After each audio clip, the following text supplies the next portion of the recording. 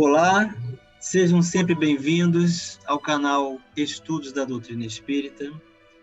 Vamos dar continuidade ao nosso curso online gratuito de O Livro dos Espíritos. Hoje vamos iniciar um novo capítulo, o capítulo 7. Acompanhe comigo. O capítulo 7 tem o título Da Volta do Espírito à Vida Corporal.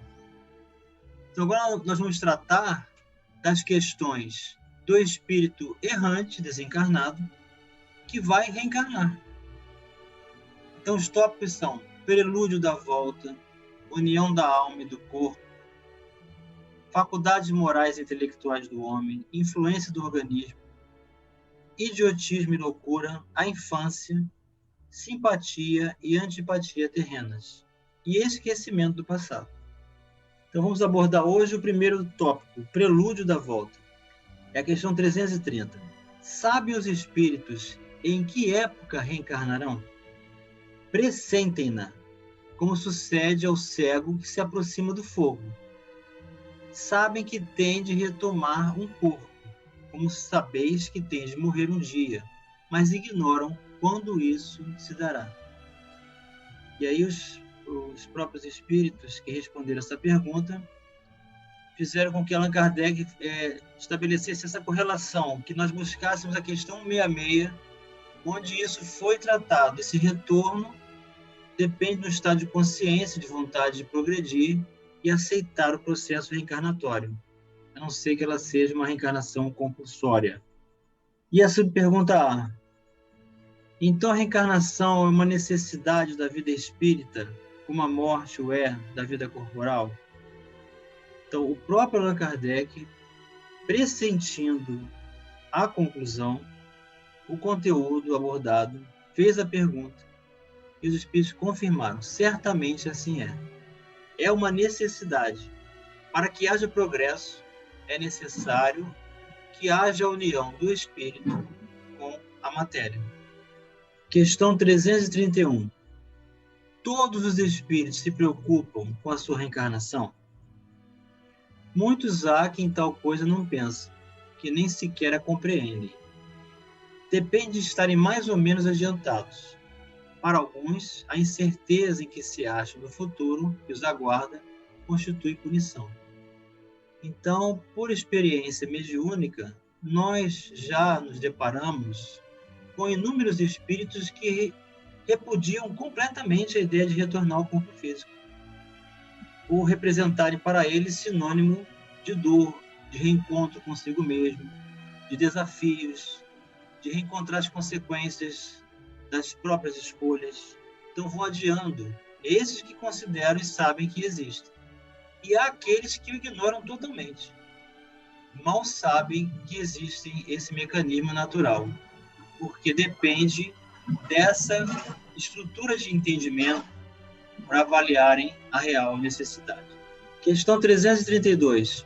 Pode o espírito apressar ou retardar o momento da sua reencarnação? Pode apressá-lo, atraindo por um desejo ardente. Pode igualmente distanciá-lo, recuando diante da prova, pois entre os espíritos também há covardes e indiferentes. Nenhum, porém, assim procede impunemente, visto que sofre por isso, como aquele que recusa o remédio capaz de curá-lo. Então, diante da necessidade de progresso, diante da necessidade da cura, do restabelecimento, muitos se utilizam da rebeldia, da revolta, da indignação e recusam-se a aceitar os recursos naturais de ressignificação de valores para prosseguirem em condição de saúde espiritual. Então adiam, recusam-se e sofrem. Questão 333. Se considerasse bastante feliz numa condição mediana entre os espíritos errantes e, consequentemente, não ambicionasse elevar-se, poderia um espírito prolongar indefinidamente esse estado? Então, o espírito ele quer permanecer na condição de errante, por uma ambição, e deseja elevar-se no mundo espiritual, progredir, estudar, trabalhar. Ele pode prolongar indefinidamente esse retorno ao palco terrestre? E os espíritos respondem que indefinidamente não. Cedo ou tarde, o espírito sente necessidade de progredir. Todos têm que se elevar. Esse é o destino de todos. Então, há espíritos que engajam-se numa proposta de trabalho, divulgação, e realizam esse mecanismo de esclarecimentos, encontram médiuns na Terra que possam trazer a psicografia. Então, ficam mais tempo, trabalham mais. Mas, cedo ou tarde, precisam também retornar ao palco terrestre e dar prosseguimento a essa condição natural que é o mecanismo de reencarnação. 334. Há predestinação na união da alma com tal ou tal corpo? Ou só a última hora é feita a escolha do corpo que ela tomará? Então, existe um planejamento? Existe uma organização pré-estabelecida para escolher os pais, o corpo que o espírito vai se utilizar para reencarnar? O espírito é sempre de antemão designado. Tendo escolhido a prova a que queira submeter-se, pede para encarnar. Ora, Deus que tudo sabe e vê, já antecipadamente sabia e vira que tal espírito se uniria a tal corpo. Então existe um mecanismo natural das leis de Deus, da lei de causa e efeito, da lei dos fluidos, da lei de afinidade, dependendo da necessidade de com quem nós temos que conviver na Terra, esse corpo vai ser elaborado por uma determinada família, da qual nós, espíritos, vamos nos unir para dar prosseguimento a esses recursos de progresso. 335. Cabe ao espírito a escolha do corpo em que encarne ou somente a do gênero de vida que lhe sirva de prova? Porque nós já vimos nesse estudo sobre a questão do gênero de provas. Cada um de nós está submetido a um conjunto de provas chamado gênero de provas. Está incluída a profissão, está incluído o convívio social e os recursos e estímulos que vamos nos deparar para aprender determinado âmbito de valor. Isso também acontece com a escolha do corpo. E os espíritos respondem: pode também escolher o corpo, porquanto as imperfeições que este apresenta ainda serão para o espírito provas que lhe auxiliarão o progresso, se vencer os obstáculos que lhe opõem. Nem sempre, porém, lhe é permitida a escolha do seu invólucro corpóreo, mas simplesmente a faculdade de pedir que seja tal ou qual. Então, isso é uma questão de mérito. Pedir determinado corpo, encarnar em determinado país, encarnar com determinado grupo de pessoas, também vai depender de conquistas, do mérito, do esforço realizado no campo moral, para assim estabelecermos um propósito valioso. Subpergunta A. Poderia o espírito recusar à última hora tomar o corpo por ele escolhido? Se recusasse, sofreria muito mais do que aquele que não tentasse prova alguma.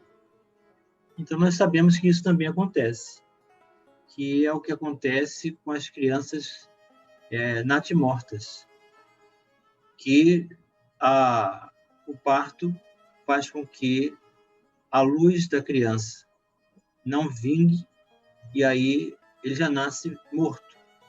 Ou seja, o espírito abandonou aquele corpo, desistiu de encarnar. Isso também existe. 336. Poderia dar-se não haver espírito que aceitasse encarnar numa criança que houvesse de nascer? É mais ou menos a mesma pergunta. E os espíritos respondem: Deus a isso proveria. Quando uma criança tem que nascer vital, está predestinada sempre a ter uma alma. Nada se cria sem a criação presida a um desígnio. Questão 337. Pode a união do espírito a determinado corpo ser imposta por Deus? É aquele caso da reencarnação compulsória, em que o espírito não tem mais o direito de escolher, e aí segue-se uma encarnação chamada compulsória. Os espíritos respondem: certo, do mesmo modo que as diferentes provas, normalmente quando ainda o espírito não está apto a proceder a uma escolha com conhecimento de causa.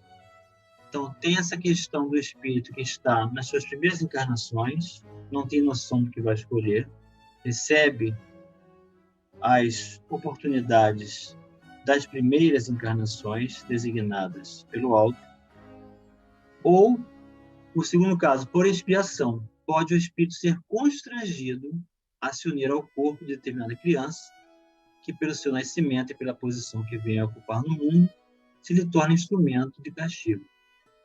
Aqui, essa palavra castigo significa consequências da responsabilidade assumida pela construção do próprio destino.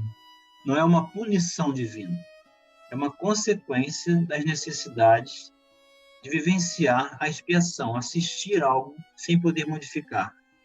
Construção da responsabilidade do destino. Porque Deus não pune, Deus não é vingativo. Deus nos dá sempre a oportunidade educativa de reestruturarmos nossos destinos. 338. Se acontecesse que muitos espíritos se apresentassem para tomar determinado corpo destinado a nascer, que é o que decidiria sobre a qual deles pertenceria o corpo? Muitos podem impedi-lo, mas em tal caso, Deus é quem julga qual o mais capaz de desempenhar a missão a que a criança é destina. Porém, como eu já disse, o espírito é designado antes que soe o instante em que há de unir-se ao corpo.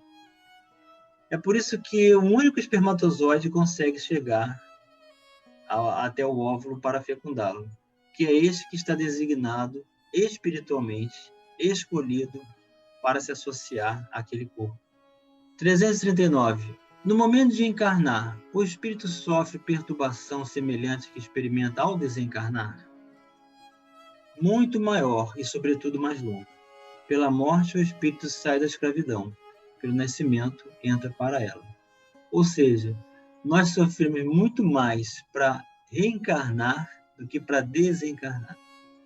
O espírito tem que se constranger, o perispírito vai ficando cada vez menor, entramos num estado de torpor, de inconsciência, para se associar à primeira célula fecundada e, célula após célula, constituir conexão com o nosso perispírito. É um grande constrangimento, é uma perturbação, dói muito mais do que para desencarnar. 340. É solene para o espírito o instante da sua encarnação? Pratica ele esse ato considerando-se grande e importante?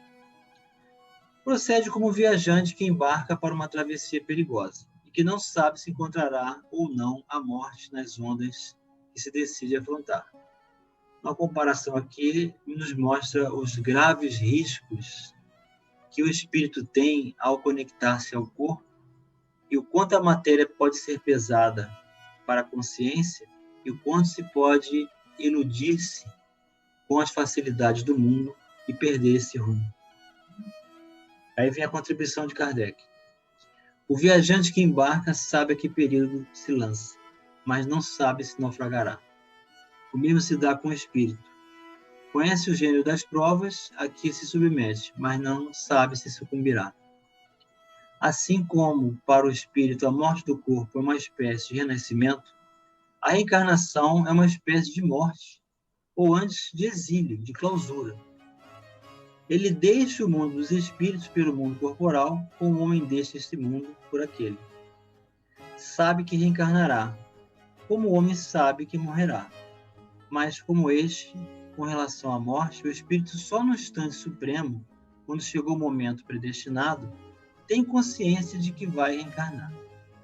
Então, qual do homem em agonia, dele se apodera a perturbação, que se prolonga até que a nova existência se ache positivamente encetada. A aproximação do momento de reencarnar sente uma espécie de agonia. Então, a sensação é essa. O espírito tem a liberdade, tem a capacidade de deslocamento, de acessar memórias, de conviver de horizontes muito extensos no mundo espiritual. Vai se enclausurar dentro de uma limitação física. A comparação é um estado de agonia.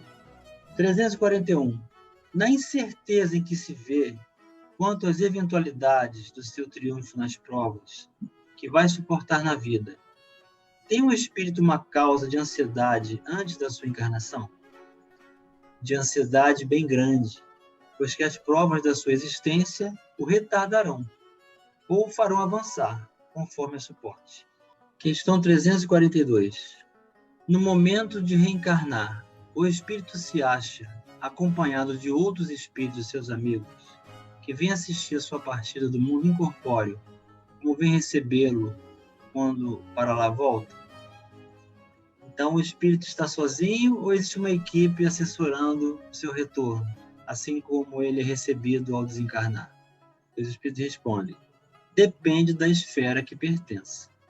Se já está nas em que reina a afeição, os espíritos que lhe querem o acompanham até o último momento, animam e mesmo lhe seguem, muitas vezes, os passos pela vida em fora.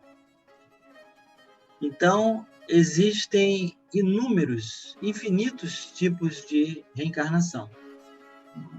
Cada uma é, em particular, definida como as das personalidades. Então, há espíritos que estão em zonas purgatoriais, em dificuldades com relação à convivência, não desenvolveram afetos, e a reencarnação é uma lei natural que vai ocorrer, independente até de ter sido estruturada por aquele que assim a deseja. É da lei. 343. O que vemos em sonho que nos testemunham afeto e que se nos apresentam com desconhecidos semblantes, são alguma vez os espíritos amigos que nos seguem os passos da vida? Então, acho que todos nós já tivemos esse sonho, né? Várias vezes. Encontrarmos com pessoas que sabemos que as conhecemos, mas não sabemos exatamente quem é. Não temos lembrança. Muito frequentemente, são eles que vos vêm visitar, como eles visitar um encarcerado. Então, as conquistas realizadas no campo da afeição, da sintonia, dos ideais, das nossas famílias espirituais que nos assistem, elas permanecem nos visitando, e aí nós temos, às vezes, algumas lembranças em sonho. Esse é o mecanismo para retornarmos à pátria física do mundo, do orbe físico, o mundo dos encarnados. É da lei retornar, a reencarnação é uma lei natural, conhecendo-a ou não, aceitando-a ou não. Faz parte do progresso, e a necessidade do espírito de unir-se ao corpo se estabelece quantas vezes forem necessárias até atingirmos toda a estrutura educativa de progresso que o orbe possa nos oferecer. Então vamos continuar trabalhando, buscando esse progresso, para que ele seja menos penoso, e sempre com a alegria de viver, buscando esse sentido de amor, de luz, que o Pai Celestial nos confere a todos. Um grande abraço e até o próximo vídeo.